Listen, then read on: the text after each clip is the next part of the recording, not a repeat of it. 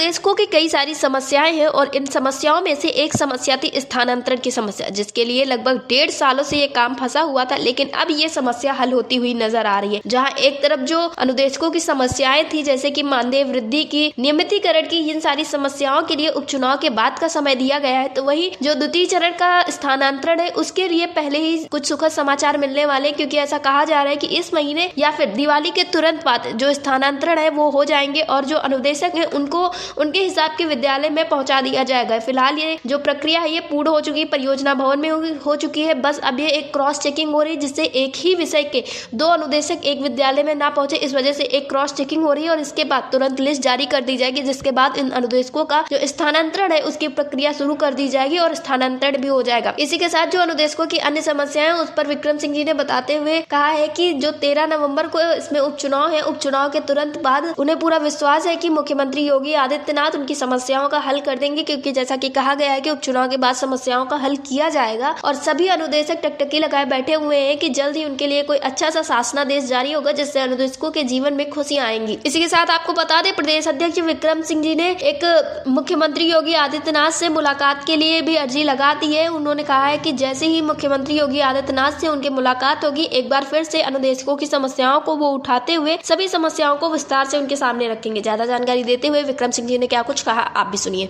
विक्रम जी, आपका हमारे चैनल अटल टीवी पे बहुत बहुत स्वागत है। बहुत बहुत धन्यवाद का आभार। जैसा कि विक्रम जी कहा गया था कि जल्द ही जो अनुदेशक है उनका स्थानांतरण होना था, उसका द्वितीय चरण की जो प्रक्रिया है उसको शुरू की जाएगी, क्योंकि कहीं ना कहीं कहा जा रहा था कि कागजी जो काम है वो पूरा कर दिया गया। और अभी हाल ही में देखा गया है कि उत्तर प्रदेश में ही जो NHM के तहत कार्यरत संविदा कर्मी है उनके स्थानांतरण के लिए मानव संपदा पोर्टल पे काम शुरू कर दिया गया है। तो अनुदेशकों के लिए क्या कुछ अपडेट्स है?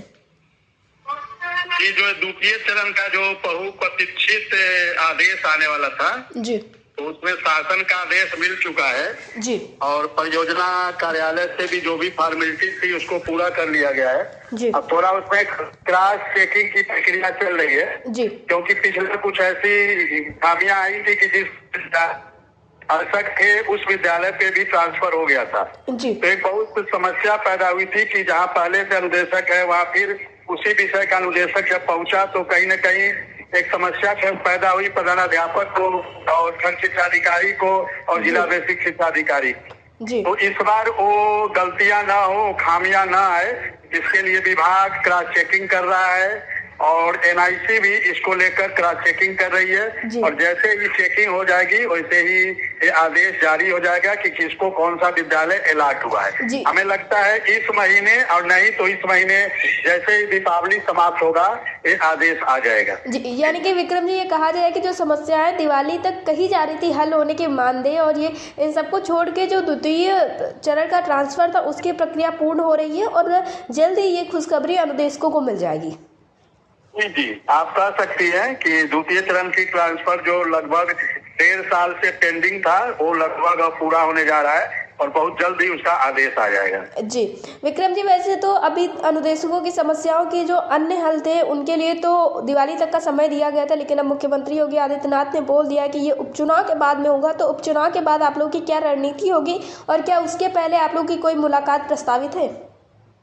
जैसे ही 13 तारीख को उत्तर प्रदेश में उपचुनाव है और जैसे ही उपचुनाव 13 की वोटिंग पड़ जाएगी 9 सीट पर, हम लोग फिर से अपना प्रयास जारी करेंगे और हम प्रयास करेंगे हम लोग कि 13 तारीख के बाद ही आदेश जारी हो जाए, क्योंकि आचार संहिता तो है लेकिन चुनाव चूंकि समाप्त हो गया तो एक प्रकार से अब सरकार को करने में भी कोई दिक्कत नहीं है। और अभी पिछले दिनों जैसा कि सुनने में आया है, माननीय मुख्यमंत्री जी ने पुलिस विभाग के लोगों को भी काफी कुछ सौगातें दी हैं, तो हम माननीय मुख्यमंत्री जी से आग्रह भी करेंगे और अपने अभिभावक, अपने संरक्षक आदरणीय श्री शर्मा जी से भी आग्रह करेंगे कि जैसे ही 13 तारीख का उपचुनाव हो जाए, हम लोग का जो आदेश बहुप्रतीक्षित आदेश है और उत्तर प्रदेश का अनुदेशक एक टकटकी लगाकर उस आदेश की ओर देख रहा है, क्योंकि उसमें अनुदेशकों की बहुत सारी समस्या का समाधान होने वाला है। इसलिए हम लोग पूरा प्रयास करेंगे कि 13 तारीख के बाद तुरंत हम लोग का आदेश जारी हो जाए और इसके लिए हम लोग अपना प्रयास जारी करेंगे। आज ही मैंने